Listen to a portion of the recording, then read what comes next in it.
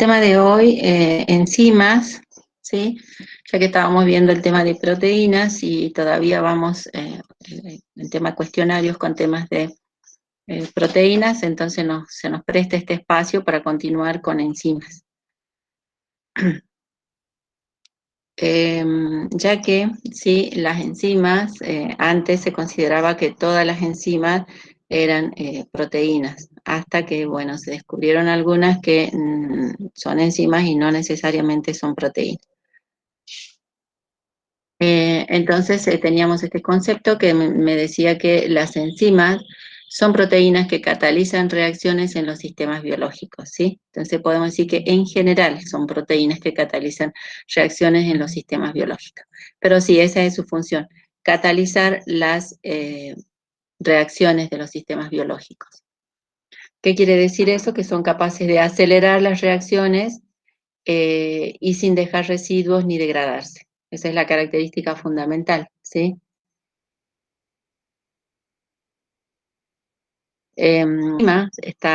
Fueron aisladas por primera vez la enzima la ureasa, ¿sí? En forma cristalina, y ya hace bastantes años, alrededor de 1920, 1930, sí, fue aislada la ureasa. A partir de ahí, bueno, se aislaron numerosas enzimas, dada la gran importancia que tienen en todo lo que es metabolismo. En cuanto a la naturaleza química de las enzimas, podemos decir que las enzimas son biocatalizadores, ¿sí? Que actúan coordinando los distintos procesos del metabolismo existente en los seres vivos, como por ejemplo, cuando hablamos de seres vivos, por ejemplo, vegetales y animales. Entonces decimos que son las proteínas de mayor especialización, tienen elevado grado de especificidad respecto a sus sustratos, son capaces de acelerar las reacciones, en lo que decíamos primero, las reacciones sin dejar residuos ni degradarse, y la actividad de muchas enzimas puede ser regulada. Bueno, estas son algunas de las características sobresalientes que por ahí van a encontrar en la bibliografía. Y decimos que desde el punto de vista de su estructura son macromoléculas, pueden ser proteínas propiamente dichas o proteínas de naturaleza compleja, o sea, proteídos. Las enzimas actúan sobre determinados metabolitos, ¿sí? Los que se denomina sustrato. Por eso por acá habla de sustrato, ¿sí? Entonces, cuando hablamos de sustrato porque es sobre quién va a actuar la enzima, ¿sí? El sustrato.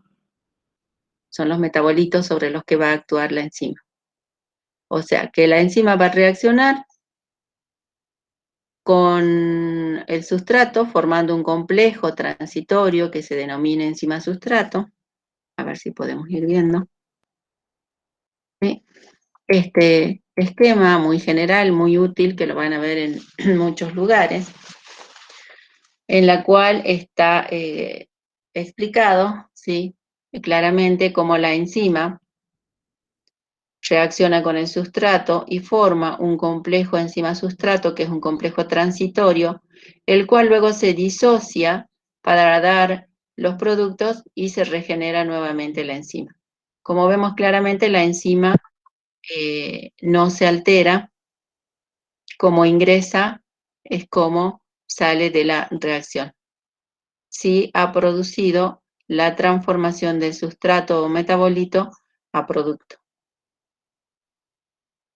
Puede tener eventuales modificaciones la enzima, ¿no es cierto?, durante esta unión efímera que se produce, pero luego de nuevo recupera su estado inicial y permanece inalterable al final de la reacción. Esa es la característica fundamental de las enzimas. Entonces decíamos que esto es textual, lo que la frase esta es textual, sacada por ahí de Leninger, que me gusta cómo está expresado, digamos, ¿sí? Que dice que con la excepción de un pequeño grupo de moléculas de RNA catalítico, todos los enzimas son proteínas. O sea, la excepción sería un grupo de moléculas de RNA. Su actividad catalítica depende de la integridad de su conformación proteica nativa. ¿Sí? Eso es en cuanto a lo que dice de enzima Lehninger. Por ahí un poquito más complejo porque utiliza otros términos, pero bueno, nosotros ya tenemos idea de lo que es un RNA en cuanto cuando veamos nucleótidos, nucleósidos, en cuanto a lo que son, lo que es genética, ¿sí? Y proteína nativa, conformación nativa es porque es realmente funcional, ¿sí? Bien, entonces decimos que la enzima está formada, ¿sí? Eh, por la proteína propiamente dicha, ¿sí? Proteína propiamente dicha, o que se conoce con el nombre de apoenzima. Que actúa, y luego tenemos el grupo prostético, ¿sí? Que se denomina coenzima. Entonces, la proteína más que es la apoenzima, más la coenzima, que es el grupo prostético, dan lugar a lo que se conoce con el nombre de holoenzima, ¿sí? Que sería toda la enzima que va, el complejo enzimático que va a actuar en la reacción, denominada holoenzima. Entonces, cada enzima tiene una determinada especificidad en cuanto a la acción que tiene sobre el sustrato.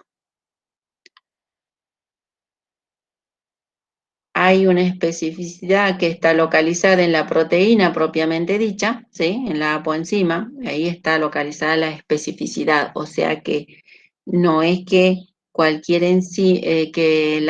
una enzima va a actuar sobre cualquier sustrato, no, es esa relación enzima-sustrato es específica, ¿sí? Una determinada enzima para un determinado sustrato.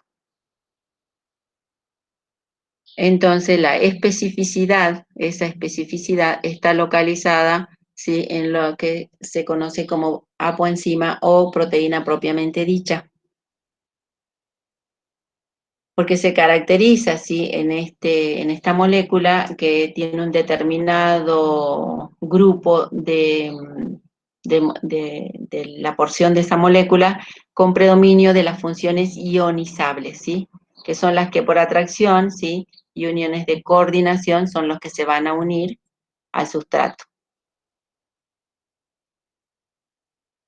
Bueno, acá tenemos un esquema, ¿sí? Un esquema de en cuanto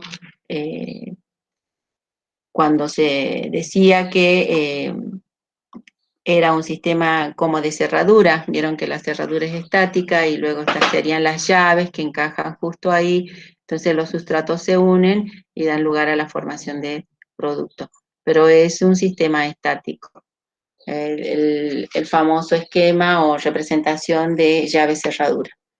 Hoy sabemos que esto no es así porque este es un sistema dinámico en el cual esto se está modificando, digamos, esta estructura no es estática, estos centros activos se modifican de alguna manera, se adaptan a la nueva forma, a la forma de la molécula de sustrato, ¿sí? Entonces todo esto es dinámico. De todas maneras, sí, se forma el complejo enzima-sustrato y luego se liberan los productos. La reacción general sigue ocurriendo como se determinó en un primer momento. Entonces decíamos que el sustrato se fija a un lugar definido de la enzima, como vemos, ¿sí? Se fija a un lugar definido de la enzima. Esta región recibe el nombre de centro activo. Y ahí en ese centro activo es donde se cumple la función catalítica de la enzima. También decimos que la molécula de sustrato fijada a la enzima, ¿sí? Va a sufrir una deformación, ¿sí? De hecho, como decía, esto es estático, en realidad sufre una deformación en los enlaces que son afectados y adquiere un estado tenso. En realidad este estado tiene la característica de que no es estable, todo lo contrario, es un estado tenso, ¿sí?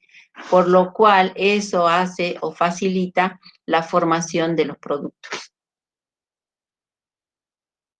Este estado de tensión o activación es el responsable, ¿sí?, de que la enzima reduzca la energía de activación. Ya vamos a hablar luego de energía de activación, pero esa es otra de las características. Al formar este estado tenso, está actuando en cuanto a la disminución de la energía de activación para que esta reacción de sustrato a producto sea posible. Bueno, todas esas características podemos hablar en cuanto a esta ecuación, ¿sí?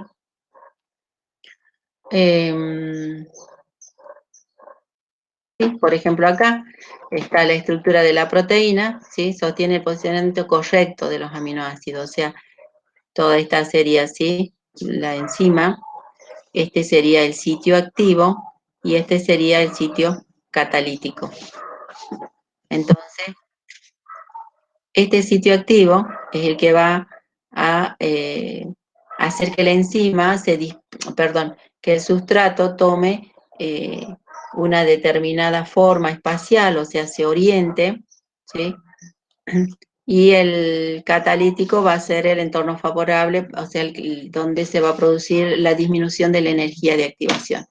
Aquí más gráficamente, si vemos acá, ¿sí?, tenemos las estructuras de los aminoácidos, la fenilalanina, la isoleucina, ¿sí?, la tirosina, ¿sí?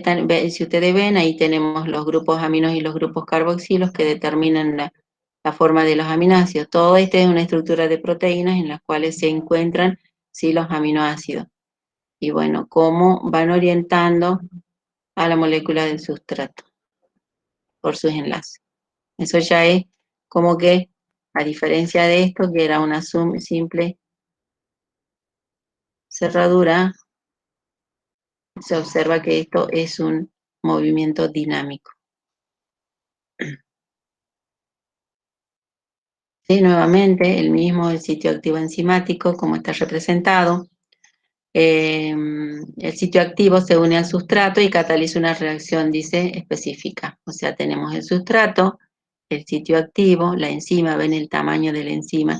Esto no quiere decir el tamaño respecto a concentración, no quiere decir que la concentración de la enzima sea elevada, ¿sí? Si bien nosotros aquí vemos, nos da una idea de que el tamaño de la enzima respecto al sustrato y a los productos es mucho más grande, ¿sí? En cuanto a concentración, que es el que está en relación directa a la concentración con la velocidad, la concentración de la enzima es muy pequeña. Por ahí a veces nos confundimos en cuanto a tamaño de molécula con concentración. Bien, y entonces todo este esquema de sitio activo, relación de sitio activo y la enzima con el sustrato y cómo se transforma en producto, está en forma un poco más detallada, ¿sí? Cómo se forman enlaces, ¿sí? Cómo el sustrato se ubica en este sitio activo y cómo al ser proteínas en general, ¿sí?, presentan los grupos aminos y los grupos carboxilos y también los grupos oxidrilos de las cadenas, de los residuos aminoacídicos, ¿sí? Entonces, por ejemplo, acá me dice cuál es la función del sitio activo en una enzima, ¿sí? Entonces me dice que en el interior de una enzima se une el sustrato, ¿sí? Sería la unión con el sustrato mediante la formación de enlaces puente hidrógeno, puente salino o interacciones hidrofóbicas, ¿sí? Estas son iónicas, puente hidrógeno, y esto sería, perdón, puente salino, y este sería bolsa hidrofóbica. Estas son las como el sitio activo es específico, porque tiene que tener estos aminoácidos que tienen que estar en relación directa con el sustrato. Bien, hasta ahí una presentación, una breve presentación de lo que son las enzimas, recordando que ustedes también ya deben haber visto algunos conceptos en algunas materias y haciendo un poco de repaso y ojalá dando algunas cosas nuevas también. No podemos hablar, sí, de la actividad de las enzimas si no tenemos en cuenta el repaso de algunos términos, algunos conceptos que vimos en física, ¿sí? Porque vamos a hablar de energía, de energía de activación, de entalpía, de entropía, ¿sí? Entonces, es lo que ustedes ya vieron en física, ¿sí? Un somero repaso de lo que ustedes ya vieron en cuanto al primer principio de la termodinámica, o sea, la primera ley de la termodinámica que dice que la energía total del universo permanece constante, ¿sí? O sea que todas las formas de energía son interconvertibles, o sea, se convierten una en otra, porque la energía no se crea ni se destruye. Bueno, varias formas de presentar, ¿sí? El principio de la termodinámica, y generalmente nos acordamos de la energía no se crea ni se destruye. Y la otra ley, la segunda ley, que dice ¿qué dice la segunda ley de la termodinámica? La segunda ley, acuérdense que es la de la entropía, que la entropía del universo va en aumento. Entonces, ¿sí? De acuerdo al primer principio que enunciamos de la termodinámica, podemos decir que en todo sistema que evoluciona de un estado 1 a un estado 2, o sea, de un estado inicial a un estado final, se pone en juego, ¿sí? Si tenemos un sistema, se pone en juego una determinada cantidad de calor absorbido, ¿sí? El trabajo realizado por el sistema y un cambio de energía del sistema, que es la energía interna del sistema. ¿Sí? Más o menos es lo que habíamos visto, lo cual matemáticamente se expresaba como que delta D, o sea, la variación de la energía interna va a ser igual a la variación del calor más la variación del trabajo. O sea, el flujo de calor al sistema de sus alrededores, no, el flujo de calor al sistema de sus alrededores, ¿sí? El cambio de energía interna del sistema, o sea, el cambio en la energía del sistema, y el trabajo efectuado sobre los alrededores, o sea, sobre el medio. Bueno, un despeje matemático, si nosotros mantenemos el volumen constante, nos queda la expresión que la variación de energía del sistema es igual, ¿sí? La variación de energía del sistema es igual al flujo de calor que hablábamos, cuando el volumen es constante. Entonces, esa es una primera relación que a nosotros nos interesa, y luego, bueno, despejando del mismo y deduciendo, sí, a partir de la misma relación, y diciendo que la variación de trabajo, el trabajo es presión por diferencial de volumen. Entonces, aquí, de acuerdo, el cambio, también tenemos que decir que el cambio de energía interna no depende del camino para pasar de un estado inicial a un estado final, sino que no depende del camino, ¿sí? Sino del estado inicial y del estado final, perdón. En las reacciones bioquímicas, en que dicho proceso se realiza a presión constante, ¿sí? Cuando hablamos, bueno, eso era en cuanto a volumen constante. Cuando hablamos a presión constante, ¿qué es lo que pasa? Acá nos aparece un nuevo término, ¿sí? Cuando hablamos nos referimos a una presión constante, utilizamos esta otra función que se denomina entalpía, ¿sí? Entonces decimos que si partimos de la misma ecuación que veníamos analizando, en la cual dijimos que el trabajo es presión por diferencial de volumen, despejamos, ¿sí? Y decimos que el delta de Q es análogo, ¿sí? El calor, el contenido de calor del sistema a presión constante es análogo a lo que conocemos como entalpía. Entonces, por despeje matemático, ¿sí? Hacemos esta analogía a presión constante y llegamos a esta relación que delta de H igual a delta E más P por delta de B.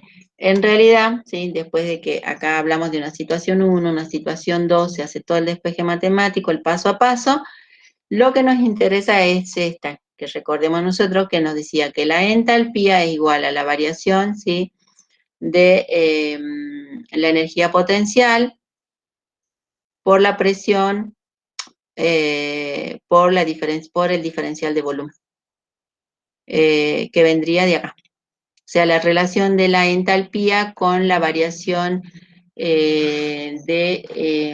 referida a lo que es la variación de energía, perdón, de energía interna, no energía potencial, sino energía interna. O sea, la entalpía es igual a la variación de energía interna más la presión por la diferencial de volumen. Esa sería la relación que a nosotros nos interesa después de toda esta deducción. ¿Por qué nos interesa el término de entalpía? Decimos que cuando una reacción va con liberación de calor, ¿sí?, hablamos de reacciones exotérmicas. Y para definir reacciones exotérmicas necesitamos este término, que es el término de entalpía. Cuando hay liberación de calor, decimos que es una reacción exotérmica, y cuando hay una reacción, o sea, lo contrario, cuando no libera calor, sino que recibe calor, incorpora calor, es endotérmica, y el delta de H es positivo. ¿Sí? Recibe calor del entorno, como decíamos, entonces hablamos de delta de H positivo. Y decimos que cuando delta de H es positivo, la reacción es endotérmica. Y cuando este delta de H es negativo, la reacción es exotérmica. O sea, este término de entalpía está en directa relación con las reacciones, para la definición de las reacciones endotérmicas y exotérmicas. ¿Sí? Está en relación del calor, la presión y el diferencial de volumen. Bueno, esos dos términos que ustedes lo vieron en física con más detalles, y bueno, acá está desarrollado el paso a paso y no van a tener problemas. Pero yo, porque solo nos interesa eso, las relaciones entre reacciones. Cuando hablamos de reacciones, o sea, ¿qué términos nos definen reacciones exotérmicas y endotérmicas? Estamos viendo que es la entalpía del sistema. Y en cuanto al segundo principio de la termodinámica, o sea, en cuanto a lo que es la afinidad química de las reacciones, o sea, la fuerza impulsora, que quede establecida también por otra función de estado, como es la energía libre, y está relacionada con la entropía y la entalpía. Entonces aquí aparece lo que decíamos que era la entropía.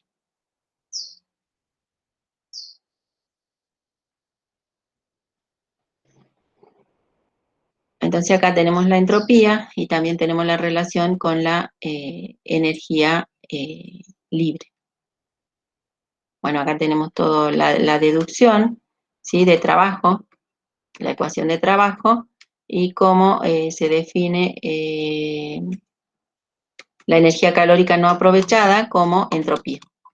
¿Sí? El término entropía, Q sobre T1, y toda la energía perdida en el proceso de transferencia, que sería este que resta, negativo, y la entropía sería la energía calórica no aprovechada. Lo que a nosotros nos interesa es esta última relación, ¿sí?, donde me dice que la variación de energía libre, y acá aparece energía libre, es igual a la variación de entalpía menos T por delta de S, que es la variación de entropía. Bueno, estos términos, ¿sí?, de variación de energía libre, variación de entalpía y variación de entropía, que son funciones de estado, esta ecuación, por ahí debemos tener las deducciones, ¿sí?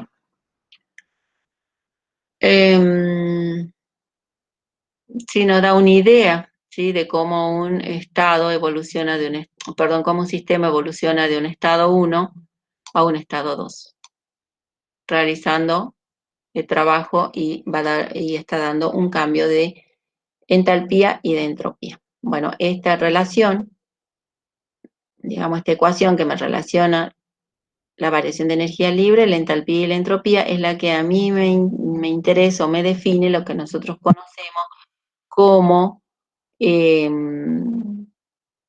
ecuaciones endergónicas y ecuaciones exergónicas, ¿sí? Por eso es importante para nosotros llegar a esta deducción, ¿sí? Que es la variación de energía libre que me está definiendo cómo el sistema evoluciona espontáneamente cuando es capaz de producir trabajo, por ejemplo, ¿sí? Entonces decimos que un sistema evoluciona espontáneamente, ¿sí? Cuando su delta de F o variación de energía libre, que también lo van a encontrar como delta de G o delta de F, ¿sí?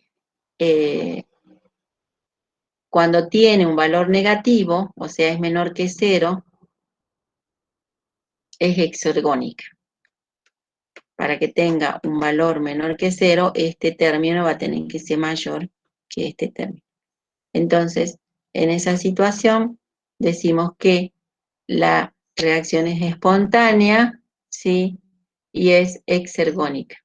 Y ahí sí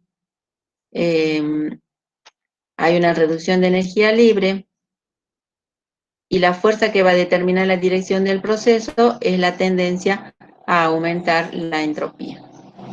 O sea, que cuando delta de G disminuye, aumenta la entropía hasta llegar al equilibrio. Bien, digamos, esta relación es la que nosotros vamos a utilizar, ¿sí? Cuando hablamos de una reacción exergónica, cuando hablamos de una reacción espontánea, ¿sí? Que está indicada por este término, que es la variación de energía libre, ¿sí? Que cuando es menor que 0 es espontánea o exergónica. Cuando ese delta de F o delta de G es mayor que 0, o sea, toma un número positivo, estamos ante una reacción no espontánea o endergónica. O sea que para que se realice necesita energía. En cambio, la primera, la espontánea o exergónica, es la que libera energía. La no espontánea o endergónica es la que se produce, pero necesita energía para producirse. Y decimos que en el equilibrio, el delta de F o delta de G va a ser igual a 0.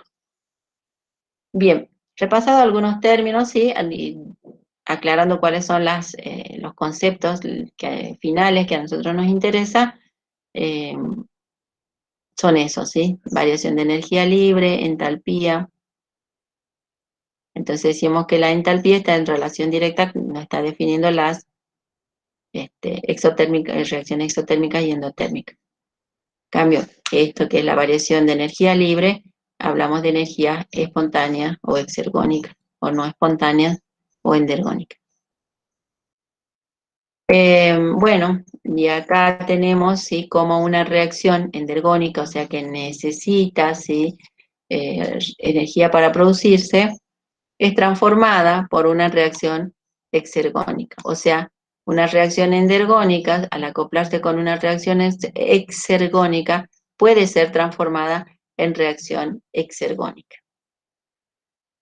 O sea, en esta parte ya estaríamos en el tema que es acoplamiento energético, ¿sí? Y compuestos ricos en energía.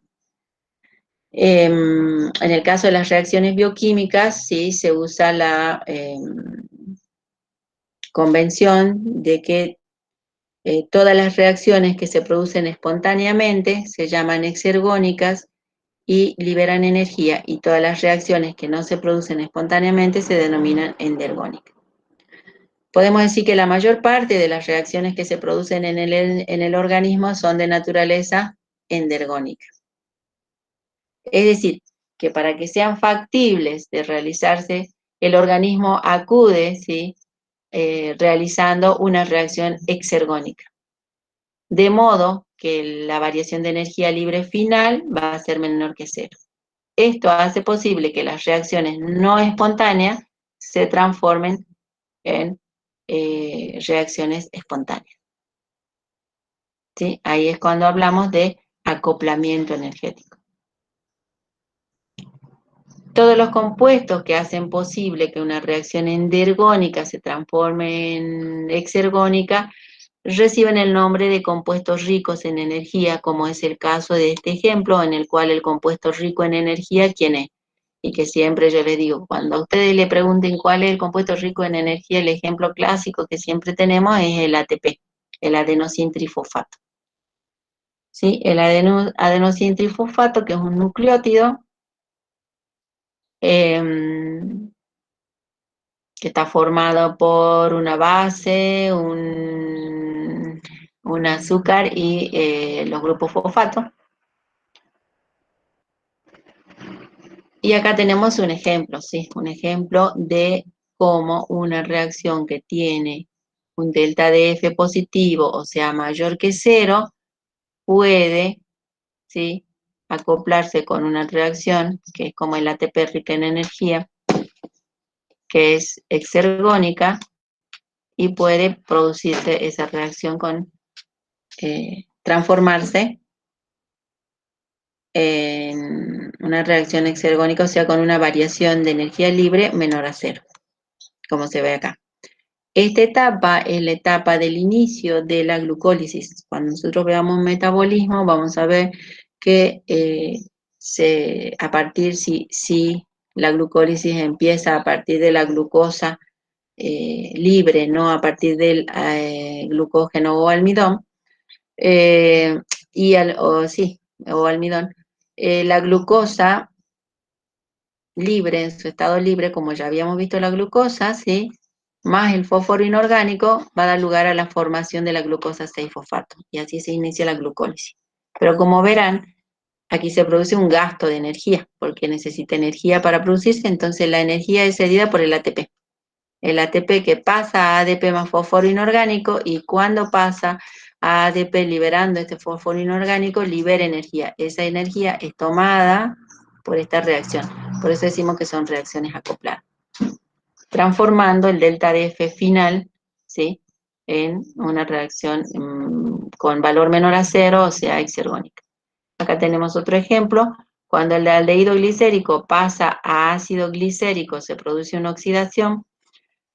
Hay una liberación de energía, por lo tanto, el ADP se une al fósforo inorgánico y forma el ATP. En este caso, el aldehído glicérico es una reacción que libera mucha energía y da lugar, esa energía se almacena, ¿sí? Los organismos, los seres vivos, almacenan la energía como la almacenan en forma de ATP. Entonces está disponible que, por ejemplo, en el caso de que se inicie la glucólisis, para que la glucosa pase a glucosa 6-fosfato, el ATP, ¿sí?, pasa a ADP liberando el fósforo inorgánico. Bueno, ahí está un ejemplo de acoplamiento energético. Ese por un lado, digamos, por un lado es eso, eh, cómo se producen las reacciones acopladas y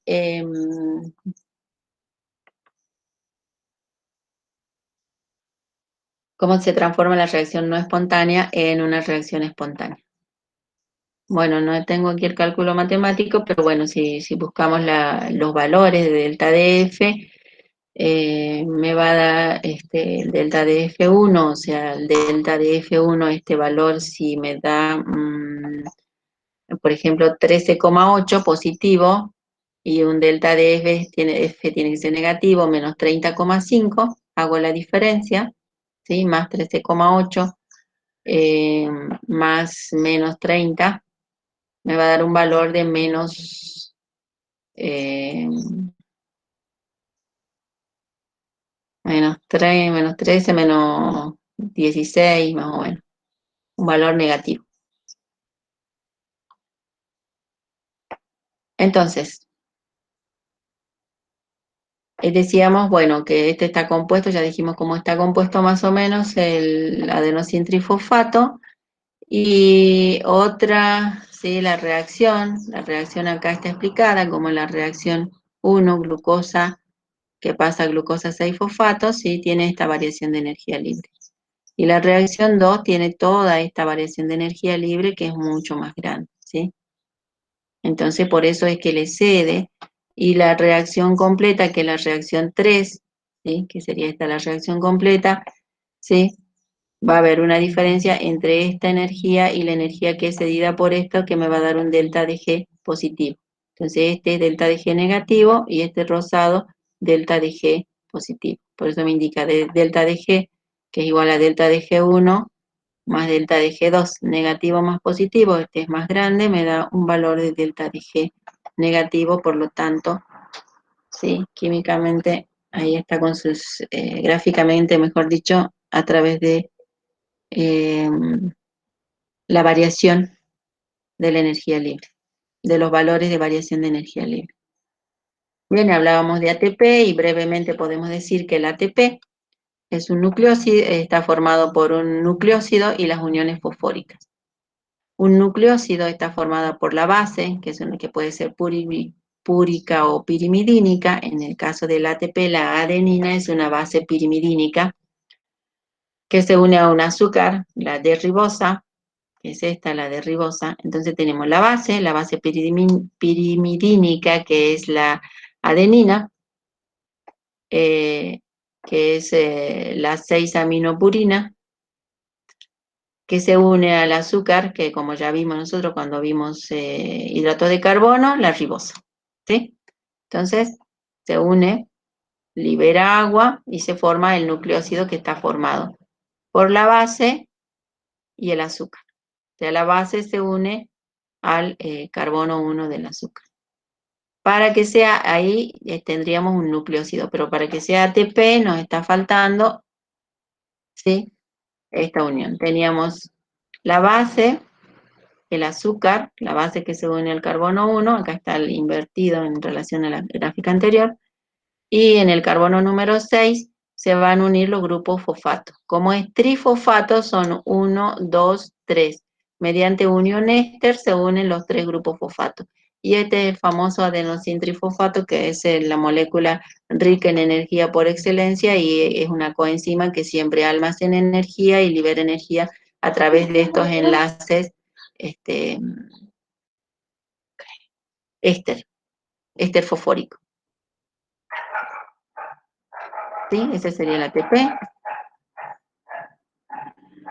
Bueno, y un poquito para también que como decíamos y hablábamos de exergónica, endergónica, también tenemos que hablar, está en relación directa con la velocidad de la reacción, ¿sí? Por lo tanto, ahí hacemos un pequeño recuerdo de cinética química cuando se determina la constante de equilibrio, ¿sí?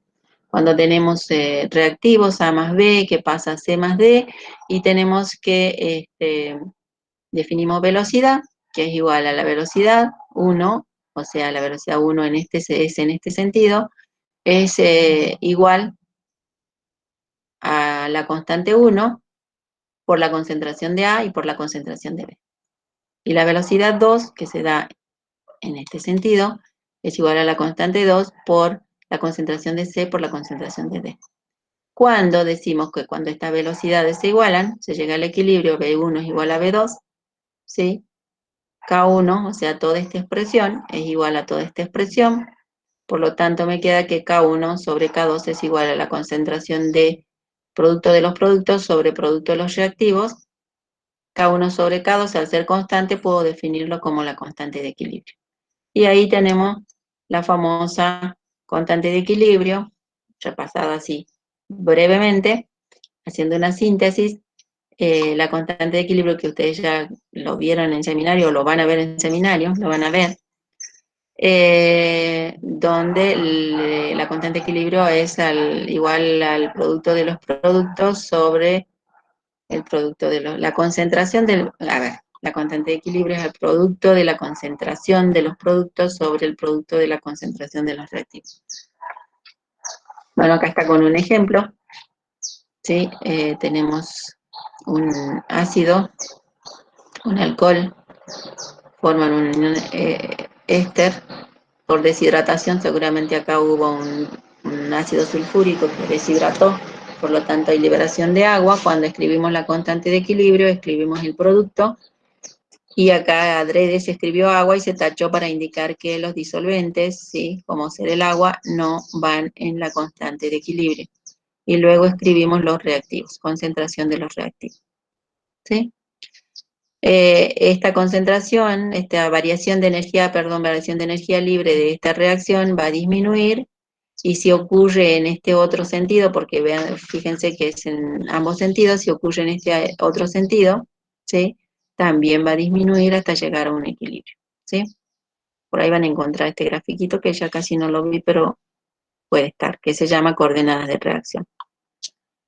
Finalmente, todo esto nos lleva a una, que también lo van a ver en seminario en más detalle, pero a una definición a una ecuación muy grande de variación de energía libre, en la cual la variación de energía libre estándar más RT logaritmo nepeliano, ¿sí?, de los productos sobre los reactivos, me dice que durante la transición, ¿sí?, de esta ecuación hacia el equilibrio puede producir trabajo. O sea, porque va a llegar en un momento que esto va a ser, va a tomar el valor de la constante de equilibrio. Entonces, mientras se llegue a ese equilibrio, va a producir, esa reacción va a producir trabajo. Bueno, acá para resolver un ejercicio de la dihidroxiacetona, fosfato, que pasa a gliceraldehído 3-fosfato, bueno, acá también, son reacciones, ya les voy como que adelantando, cuando veamos metabolismo, la dihidroxiacetona, van a ver que pasa a gliceraldehído 3-fosfato en la etapa de la glucólisis, cuando la fructosa 1,6-difosfato da lugar a la formación de estas dos moléculas que son de 3 carbonos. Es una etapa fundamental en la glucólisis en la cual la dihidroxiacetona pasa a gliceraldehído y continúa el proceso de glicólisis, por lo cual permite la degradación total de la glucosa. Entonces acá me da un delta de G y me da las concentraciones, ¿sí? Aplicando esta ecuación yo puedo determinar, ¿sí?, la variación de energía libre. Sí, es un problemita ahí. Bueno, y acá como veíamos, sí, delta de F menos RT, logaritmo, la delta de F estándar, ¿sí? Cuando hablamos de constante de equilibrio, hablamos de delta de F estándar. También podemos hablar de variación de energía libre estándar para entalpía estándar y entropía estándar. Y acá tenemos otra ecuación que es importante, que relaciona, ¿sí?, que ustedes lo van a ver en diferentes seminarios, van a hacer ejercicio y todo demás, pero yo estoy enunciando las ecuaciones fundamentales. La variación de energía libre estándar, que es igual a menos n, que es el número de electrones puestos en juego, la constante de Faraday, por la constante de Faraday por la variación de energía potencial. En este caso, este delta D es energía potencial, ¿sí? N es un número entero, los números son los electrones puestos en juego. Los Faraday se expresan en coulombios, y la variación de energía potencial, ¿sí?, que está en relación directa con las pilas, cuando vemos el tema de pila, es Joule sobre coulombios. Y Joule sobre coulombios, ustedes vieron que generalmente hablamos de voltios cuando hablamos. Y entonces, coulombio se simplifica con coulombio, por lo tanto, la variación de energía libre me va a dar en Joule, que es la expresión del trabajo. Este es para relacionar con una biopila, porque vemos que hay oxidaciones y reducciones, por eso hablamos de N, ¿sí?, intercambio de electrones, porque todos son procesos de oxidación y de reducción en el metabolismo. Creo que hasta ahí ya tenemos bastante, y descansemos un ratito y entremos con este tema del diagrama de coordenadas de reacción, que es sobre un poco de la energía libre Y sí, para entrar ya en lo que es la catálisis enzimática. Bien, ahí quedamos. Descansamos unos 5 minutos y estamos de vuelta.